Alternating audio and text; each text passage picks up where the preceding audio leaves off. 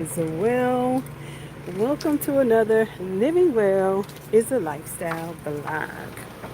What's up, good people? I'm about to make a run, but I wanted to get on here because it might be dark when I get back. Because I'll be out here looking for stuff. But anyway, to God be the glory on today. If you are here, say, Father, I thank you. Because it's only by the good grace and mercy of our Father that you woke up this morning. Okay. So, y'all, I've been working hard in the garden, and there were some really hard projects I'm having to get done because the stuff is about to bloom. Stuff is waking up, and really had to get a handle on some things. And my grape trellis was one of them.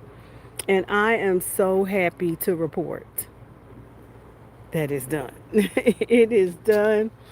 And now I see why it was so important, because grapes, number one, need airflow. And one of the things I struggled with last year was blossom end rot. Um, and I do believe that has something to do with the fertilization of the grape, the vine itself. But I also believe it has something to do with the uh, airflow. But y'all know what? I don't care what I do. These black, these daggone carpenter bees be hammering at trying to find a home. And I need them to go somewhere else, because I'm making space for bees down at the end, but they want to mark their territory in the wood. But anyway, let's get back to what I was talking about. Y'all, I put up this arbor. It's going to be hopefully an arbor on both sides, but for right now, it's just one single aisle. No, actually, like a L. So here's what I did. I'm gonna turn this around. So the grapevine was here. It was here. This is it, and it was all over top of the tent. And so I had to. But the banana goes through the roof when it gets old. So what I had to do was to figure out how I was gonna manage these grapes this year, and that was the goal. So I put up an arbor, half of an arbor, to go to the this way, all the way down to the end, and then this had I had to put an L because this was a deep rooted grapevine, right? This is like the main vine is here, and so I had to accommodate all of its. Oh no, okay, thank you. I had to accommodate um, all of its vines, all of its older vines, right? So, to God be the glory. I just came up with an idea. I'd be out here in my creative zone and decided I was going to put up. I couldn't do all of them in the ground because of where the grapes are positioned. So I did buckets of cement, and I cemented these posts inside the buckets. And if need be, I can go back and add some more. So that's cool. It's halfway right now. If I feel like it's not strong enough and I need to add some more, I can go back and do that later. But for now, this L shape, before you can see already, they're starting to come bud. They're starting to bud. So I really needed to act quickly because I knew it was about to be showdown for the grape. So at any rate, I put some steel. I used craft wire, and tripled it on 2 layers here, so that I could let this thing travel a little bit down this to this other post. And I put one up here. So, and then what I'm going to do is that if I have to, I will put some more nails here and do some more metal here, as it grows. The most important thing is that these vines is beautiful. They're getting ready to really burst with green. Need to have airflow. Last year, they did not have a lot of airflow. So that was part of the problem, and that's what I really wanted to share. That sometimes that blossom end rot is the result of airflow. So we did that, and now we're coming over here, which I absolutely love. I have an aisle too. Now I can walk through here. So I wanted to be able to walk through, although I got this huge raspberry on both sides, and they're kind of prickly, but I might put a little fence or a little something, a little, I don't know, I might do a little, you know, those little things you just walk over, I don't know, but maybe put a fence on this side and a fence on that side to stop these from, you know, scraping me. I may do that. Just have a little tiny, it's a walkway that I've paved, not paved, but put cloth down on. But at any rate, I want y'all to see that I've done the same thing all along this fence line here. So it's really cool. Feeling really good about it. And the one thing I searched, I'm going to try to walk through here so I can show it to you better. The wires, as you can see the wires. Is that I've added several pots of grapes. So several new grapevines are coming up in here. I've got muscadines mixed with Concord. So muscadines grow really rapidly and really fast here in zone 8A, I want to say this is. At any rate, the these wires help me to be able to run these vines all the way down. You see that? Isn't that cool? So this is my patio right here. This is my work area that you're looking at. That's why you see so many things going on back there. Piles of dirt and wood and water is because that's my work area. That's my greenhouse work area. But I wanted to show y'all this because if you're ever in need of you have grapes and you want to build something, I mean, I want you to think, I want you to be actually thinking about your grapevine before you plant one. As I was putting up this trellis and this half of an arbor, I was thinking, what could I tell my audience what would I want them to know about this process? That it was in the aftermath, right? Because I knew nothing about grapevines. But now that I know, I would want you to know to start with the end in mind.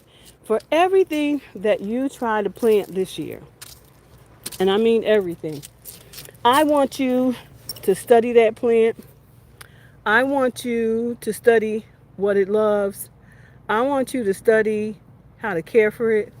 I want you to study the deterrents because the grapevine also has a big problem with. Hold on, I'm gonna call you right back. I'm on live.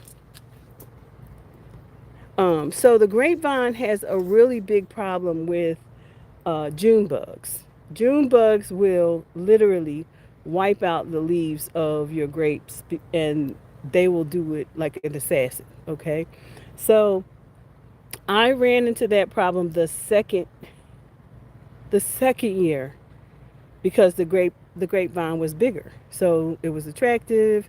June bugs come from all over. They will find your grapevine.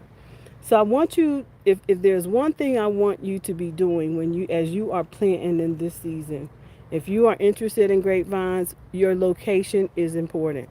Okay, the type of grape that you plant is important. Because I knew if I could do it all over again, I would buy all muscadines because Concords do attract June bugs. And I believe it's because I think the most important thing to really think about is what is native to your area. And my area is muscadines. If I had stuck with muscadines, maybe I wouldn't be having the pressure from the June bugs. You see what I'm saying? So whatever you're planting, try to find out what is native to your area, and you may suffer with less pressure. Because that's the most annoying thing when them June bugs come out in June. Y'all know what these terms I heard as a child, and I didn't know nothing about that until I started growing. A June bug. Oh, that's a real thing? It's a real thing, y'all. And they are real assassins. You hear me? They will wipe your plant out. They will wipe those leaves out. Your fruit trees, your so my goal now is I started saying, okay, well, I'm not moving my grape. I'm not going to remove my grapevine because my grapevines for the last year fruited. I got loads and loads of grapes, and so my goal is, okay, well, what's the deterrent against them Japanese beetles, right? What do we do about that? So I started studying. Okay, give me the deterrent. Okay, deterrent is citronella, lavender, um, and there's one other. Find your pest control while you're at it. So the good thing is I have plenty of lavender. So that really was exciting to me. And so guess what I'm doing? I'm putting these pots up. Let me show you. These pots. You see these pots right here? All along the grapevine fence line. Because if I can keep the assassin from eating the grapes, then that's the next mission. Okay? If you're outside and the June bugs go,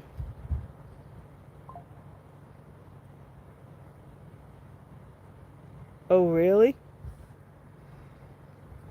If you're outside and the June bugs go quiet, run inside fast because it's a bear stalking you. I never heard of that before, but okay, Tony. But I do know that um, we are dealing with a problem with animals because of they're just cutting into their habitats. Like, but I live in a community in a convention district. So I live in the city. It's rural, but it's still the city. And I live in the convention district. So it's a lot of things around me, but it doesn't mean that a black bear won't walk up and down the street, especially if he can smell a berry or smell some honey or smell some whatever. So I don't put none of that past me. That's why when somebody say look over your shoulder, I look because I don't know what's back there. Could be something back there, right? I'm looking to see if something climbing over that fence because it could be, right? So I am definitely aware of that, and I got some metal for him, some steel if they come this way. Okay, so but my point is, and they make good meat from what I understand. So I wouldn't advise them to come this way. Okay, but at any rate, so is that true though? Is that true what you're saying that June bugs they make noise? I never really realized whether they make noise or not, but they could. Do they make a distinct noise?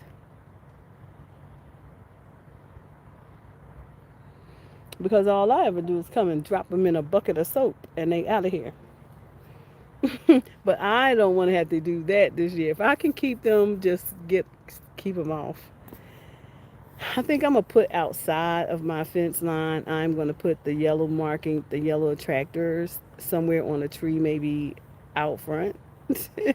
But the thing about that is they attract June bugs from everywhere. So you have to be really you have to pick your battles. I guess you have to really pick your battles as to what you would do because I don't want more June bugs because some found their way over here. I don't want more of them because I put up a yellow marker, to deter them. I think I'd rather just put up the lavender, put up some citronella along the fence line where they will actually be because what I did last year, baby, did I get them last year. I put I put a net around them. Now here's the beauty of the netting. If you notice, now that I have this fence line, this arbor that I've built here, I can actually throw netting over top of it and seal it, tie it at the bottom so that they can't get in. So that is a good thing. I can do it better in this L shape. I can hide them better. I can secure them better than I could last year. So that's a that's a plus, right? So if I were to say anything about this grapevine installation, is this not the installation but the trellis installation that I literally built myself. Y'all, and it's not perfect. It is not. On one side it look real crazy, especially this one over here. Because I told you I put these posts in the buckets of cement. But who cares? After a while, stuff gonna be so thick around here, and they won't. Nobody gonna notice that it's that it's all. I'll put a wrap a vine around it or something, or maybe a morning glory, or I'll sit something that a vine around it. No one will ever even know because it'll be green. Okay, so maybe even my jasmine, at both ends. Maybe that's something that will deter the Japanese beetles. I don't know, but I'm going to be trying some things. I will be trying some things this year to do better about these the June bug. But one thing for sure though, they coming. They are coming because they do, okay? And last year they weren't so happy with me because I took care. I wrapped the vine up. Okay, it says bears can eat thousands of June bugs a night, so the go quiet when bears are around. So they go quiet when bears are around. That is interesting. So they like to eat them. That's a delicacy for them, huh? I didn't know that. I didn't know that. Uh, But so I will definitely, cause I got chickens and everything over here. I'm gonna have to protect some stuff. I didn't know they like June bugs, but they like berries too, and I got a lot of those. I mean, I can't be afraid. I'm building a permaculture, so I can't be afraid. We need food, and so I just ask the Lord to keep me cover my airspace, cover my land. Bears are a part of the ecosystem. Just, Father, don't let them cross my fence. So another thing that someone suggested that I do is put up an electric fence, over top of my fence. Just put an electric fence line. And that may be something that I do because I have a cat that walks my fence line that I honestly don't want to take him out because I feel so bad, but I want him to stay away from my yard because he be in my yard all the time, bothering, trying to predator on my chickens. I wish he would just go and find him a new home. Um, but I saw him early this morning walking the fence line. I thought he was gone, but here he is walking the fence line again. At any rate, trellis. Think my suggestion again is if you are going to put in a grapevine, make sure you know where you're putting it. Have it planned out. Like, don't just be like me, random. Because mine was over there near the banana, which came down, and now it's four of them coming up over here. But the banana froze, and so it came down. So it's over there on the side. But there was a big fence here, not fence, but a tent. There was a tent here at the end, right here in this little cove. And so the grapevine was up on top of that. But that was not a permanent structure. And neither are these pots, these poles in the pots, right? But they can be until I decide to move them. Um, and if I don't move them, they'll stay right there. And that's cool because that's why they're there. They're there for the food that grows on them. How's my chicken egg harvesting going? Oh, it's going well. I get 4 a day. I have 4 chickens. They eat well, they sleep well, they play well, and so they give me well. The ROA is absolutely beautiful. I mean ROI. The ROI is wonderful. So yeah, Tony, thank you for asking. Though I think that so the other thing is again, know where you're gonna put it, the grapevine, and two, begin with the end in mind. Like, put up your trellis, put up no, build an arbor. No, are you gonna have one? Now I have like five. I've got 5, 6, 7, 8, 9 grapevines. Is it too much? I don't think I could ever have too much of anything, because what I do know is that one is not enough. If I want abundance, then I have to plant abundance. So of the things that I enjoy eating. If I don't want to go to the market for them, then I need to grow them, right? I need to grow them. Everything is expensive. If you're not planting, you should be. In my community, I show you all kinds of unique ways that you don't even have to spend any money to plant. You could take one plant, tomato plant, put it upside down in a Coca-Cola bottle, and put some soil in there and grow a bottle hanging pot. Let it just grow from the bottom out of a soda bottle. So there's so many ways, that creative ways that you can grow. And my job in this season is to teach families how to develop a sustainable life. What is sustainable? Your basic needs must be met. And I don't care how much money you have, if we don't have food on the markets, then you can't buy any.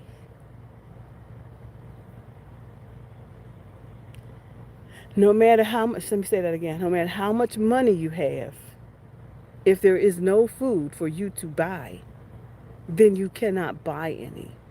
If there is no safe food, you cannot buy any safe food.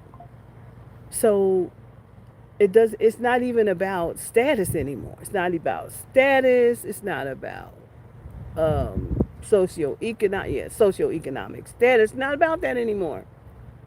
It's about safety. It's about access. It's about access. And money can't buy what's not available. So what should you be doing? Planting a seed in the ground. You should be planting a seed in the ground. And if you like this channel, I will be sharing with you all kinds of things. Because let me show you one more thing before I go, even though this is a grapevine video.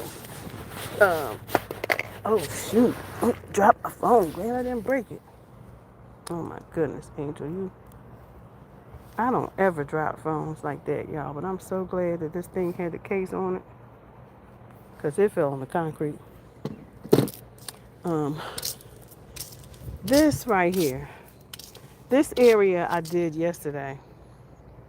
This was my broccoli zone. I had grown up all these plants. All these plants you see right here, these ones, they were all right here. So, but they're getting big now. I'm having to cut these back. I just harvested these yesterday, harvested them big, and then I planted in some new ones to succession plant so that we can have some more.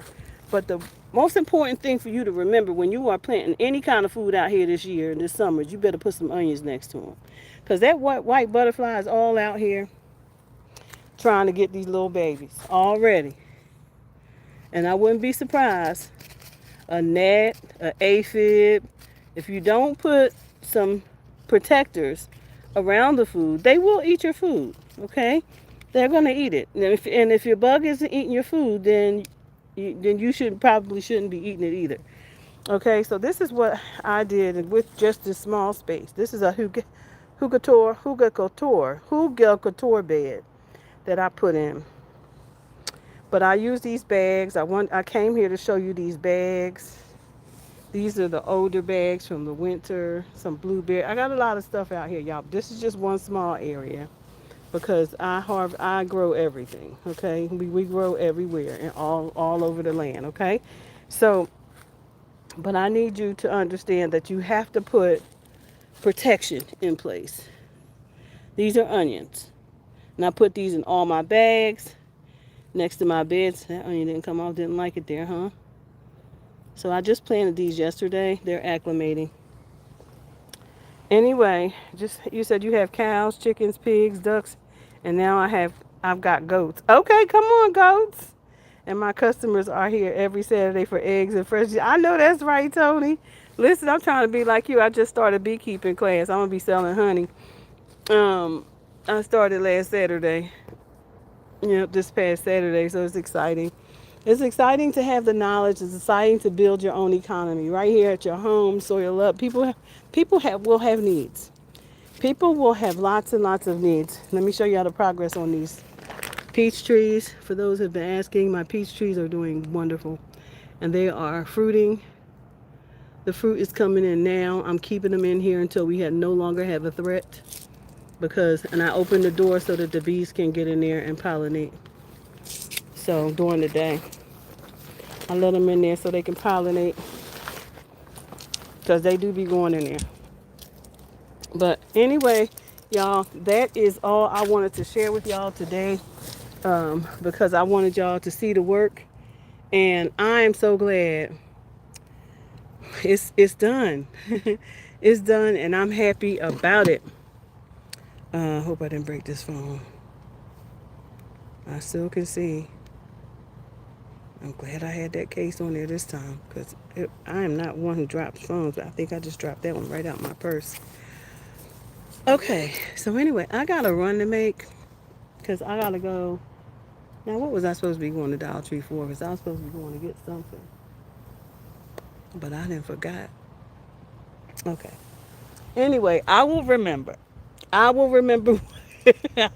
I will remember what it is, and I will check back in with y'all later. Y'all see all that pollen back there? My God, y'all, it's like a dust. It's like a dust.